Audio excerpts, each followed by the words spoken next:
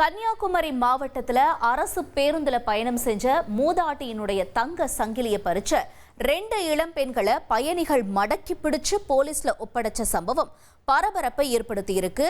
கொள்ளை சம்பவம் தொடர்பான காட்சிகளை முதல்ல பார்க்கலாம்.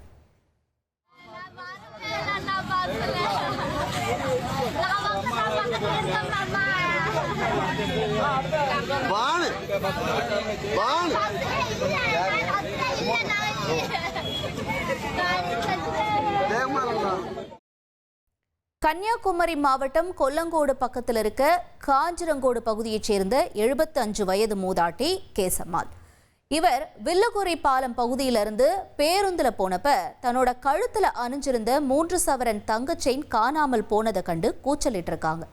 2 பெண்கள் மேல பயணிகளுக்கு சந்தேகம் ஏற்பட்ட நிலையில பேருந்து உடனடியா காவல் நிலையத்திற்கு கொண்டு செல்லப்பட்டுச்சு.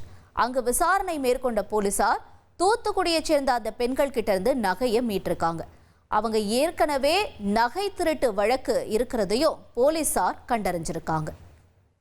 தன்னை பற்றி இணையதளத்துல ஆபாசமான வீடியோ பரவுறதா ஹைதராபாத் சைபர் கிரைம் போலீஸ்ல நடிகர் சிரஞ்சீவி புகார் அளிச்சிருக்காரு. AI மூலம் சித்தரித்து போலி வீடியோவை பரப்பி தன்னோட நற்பெயருக்கு சிலர் களங்கம் விளைவிக்கிறதா புகார்ல சிரஞ்சீவி கூறியிருக்காரு. இதன் பேர்ல சைபர் கிரைம் போலீசார் வழக்கு பதிவு செஞ்சிருக்காங்க. நடிகர் சிரஞ்சீவியின் அனுமதி இல்லாம அவருடைய பெயர், படம் மற்றும் குரலை பயன்படுத்துவதற்கு ஹைதராபாத் சிவில் நீதிமன்றம் அண்மையில தடை விதிச்சிருந்த நிலையில அவர் இந்த புகாரை தாக்கல் செஞ்சிருக்கிறது குறிப்பிடத்தக்கது. இனி செல்லும் இடமெல்லாம் செய்தி.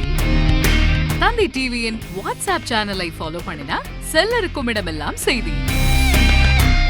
இதோ QR கோட் இப்பவே ஸ்கேன் பண்ணுங்க, ஃபாலோ பண்ணுங்க.